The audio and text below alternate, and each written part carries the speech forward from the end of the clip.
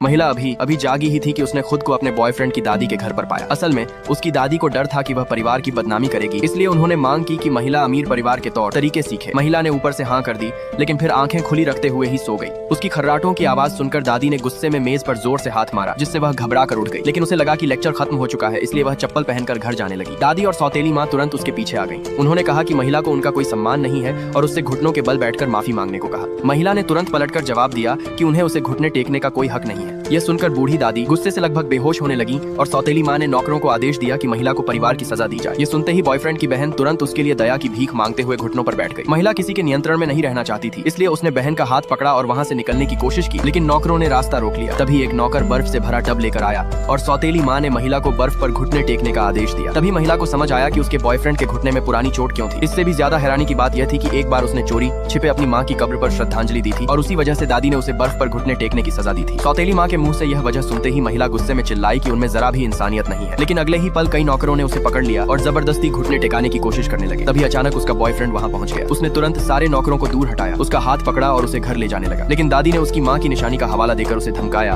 और कहा कि आज महिला को सजा जरूर मिलेगी। अपनी माँ की निशानी वापस पाने के लिए उसने महिला का हाथ छोड़ दिया और कहा कि क्योंकि वह अभी परिवार की सदस्य नहीं है, इसलिए सजा उसे खुद भुगतनी चाहिए। अपने बॉयफ्रेंड को घुटने टेकने के लिए तैयार होते देख महिला का गुस्सा पूरी तरह फूट पड़ा। उसने बर्फ रखी हुई लकड़ी की तख्ती को लात मार दी और फिर दादी और सौतेली माँ पर बर्फ फेंकना शुरू कर दिया। दोनों पर बर्फ की बारिश होने लगी और वे इधर उधर भागने लगी। यह सब देखकर आदमी बेहद खुश हुआ, क्योंकि पहली बार कोई उसके लिए इस तरह खड़ा हुआ था। तभी उसके पिता वहां लौट आए। उन्होंने तुरंत हंगामा शांत कराया और दादी को शांत करने के लिए दबा दी। महिला मौका देखकर वहां से निकलने की कोशिश करने लगी, लेकिन आदमी ने उसे वापस खींच लिया। उसने सबके सामने ऐलान किया कि अगर भविष्य में किसी ने भी उसे परेशान करने की हिम्मत की तो वह परिवार का सारा कारोबार छोड़ देगा। उसे पूरा भरोसा था, क्योंकि परिवार में कोई भी कंपनी संभालने के लायक नहीं था। यह सुनकर दादी को आखिरकार झुकना पड़ा और उन्होंने उनकी शादी के लिए हामी भर दी। लेकिन यह सुनकर महिला पूरी तरह हैरान रह गई, क्योंकि वह और आदमी सिर्फ एक कॉन्ट्रैक्ट रिलेशनशिप में थे। उसने कभी नहीं सोचा था कि शादी जैसी बात भी होगी, इसलिए वह समझ नहीं पा रही थी कि क्या करे। तभी आदमी ने अचानक उसे प्रपोज कर दिया और उसकी उंगली में अंगूठी पहना दी। महिला को बिल्कुल उम्मीद नहीं थी कि वह सच में उससे प्यार करने लगा है, इसलिए उसने घबराहट में तुरंत उसे मना कर दिया। आदमी यह सुनकर बेहद हैरान हुआ। उसे समझ नहीं आया कि अगर वह उससे प्यार नहीं करती